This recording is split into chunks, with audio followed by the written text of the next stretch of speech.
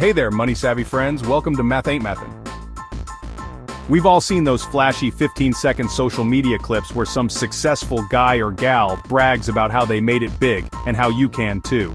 And let's be real, those videos are so short that they often leave you with more questions than answers. They make outrageous claims like how they turned a $1,000 investment 2 years ago into $50,000, or how they pay zero income taxes because they figured out how to legally work the system. If you're like me, you're probably thinking, did you really though? The goal of this channel is to take a deeper dive into some of those claims, dissect them, and leave you with more answers than questions. We also explore different what would you do scenarios to help you think critically about your own financial decisions. Have you ever wondered how a small change in your saving habits could make a big difference?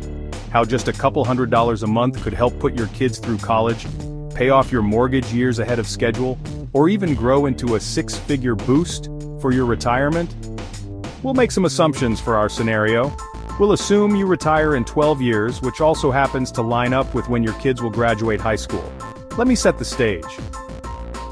Imagine your boss finally recognizes you for the rock star you are and rewards you with an extra $200 a month in pay raise. But there's a twist. You must invest it. Mortgage, college savings, or company stock. Let's dive in. First up, let's tackle that mortgage. A $350,000 loan at 5% APR. To paint the picture clearer, you'll end up paying $291,000 in interest alone. That's almost as much as the actual mortgage. Now, imagine taking that extra $200 your awesome boss gave you every single month and throwing it straight at the principal. No fancy financial tricks, just pure old-fashioned debt destruction. Over 12 years, you'd save nearly $35,074 in interest, plus you'd shave a whopping 3.5 years off your mortgage term. Imagine being mortgage-free years ahead of schedule.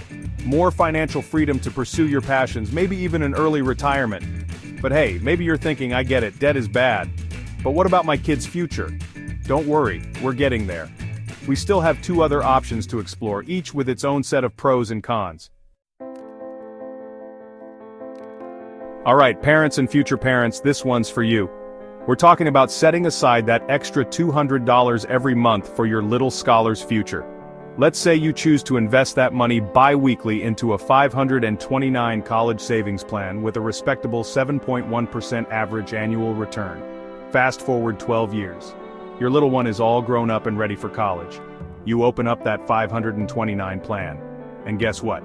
You've accumulated about $44,829. That's $28,800 from your contributions, and a cool $16,029 in interest, thanks to the magic of compound growth.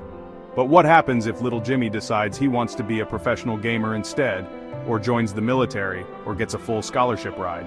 Well, the great thing about 529 plans is that they offer some flexibility. You can transfer the funds to another beneficiary, like a grandchild. You can also use the money to pay for student loans, which can be a huge relief for your child as they navigate the waters of higher education. Ultimately, a 529 plan offers a fantastic way to save for college, but it's important to weigh all your options and consider your child's aspirations. Now, let's talk about that Employee Stock Purchase Plan, or ESPP. This is where things get really interesting because we're venturing into the realm of potentially higher returns, but also higher risk. Remember that 10% discount your company offers on its stock? Well, that's like getting free money right off the bat. And with an average annual return of 13% over the past 5 years, your $200 monthly investment could potentially balloon to a whopping $100,890 in 12 years.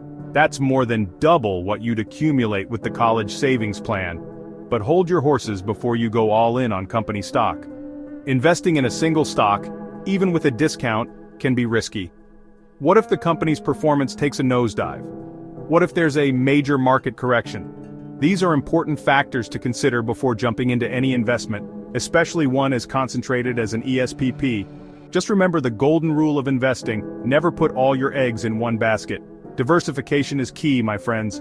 One takeaway from this video is to never underestimate the power of saving, no matter how small, and the magic of compound interest. Those small changes in your financial habits could help you pay off your mortgage 3.5 years early, fund your child's college education, or set you up for early retirement with a six-figure nest egg waiting for you. Now, if you're like me, you're probably asking, can $44,000 really put a child through college? The answer is yes. While it might not cover an Ivy League education, it's enough to get your child through a public in-state college. Another question you might be asking is, $35,000 in mortgage savings makes sense and $44,000 for college makes sense, but $100,000? That has me raising an eyebrow. Well, it makes sense for a couple of reasons. The assumed 13% return rate for the company stock is actually quite conservative. When you look at stocks from Fortune 500 companies like Amazon, Walmart, Microsoft, or Apple, their 5-year average annual returns range from 21% to as high as 30%. Don't even get me started on Tesla, so 13% is both realistic and conservative. On top of that, in this scenario, you're purchasing those company stocks at a 10% discount through an employee stock purchase plan, ESPP. When you factor in the discount, your effective return rate can approach 23% annually. With that kind of compounding growth, it's easy to see how that investment could grow exponentially over time. So, what's your pick? Want financial security? Paying down the mortgage might be your best bet. Saving for your kids' future? College savings is the way to go. Looking for the biggest gains? ESPP could be the jackpot. Remember, there's no one-size-fits-all answer. The best choice for you depends on your individual financial situation, risk tolerance, and long-term goals. If you're thinking, these are great scenarios, but I'd love to see how they apply to my situation, I get it. Here's the exciting part. We're working on a platform that lets you run scenarios like these, and so many more, tailored to your unique circumstances. But you know what you've got to do, right?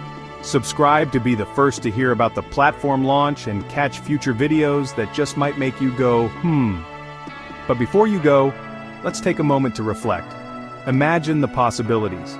The weight lifted off your shoulders with a paid-off mortgage, the joy of watching your child walk across the stage at graduation, or the excitement of seeing your investments grow beyond what you ever dreamed possible. These aren't just numbers on a screen.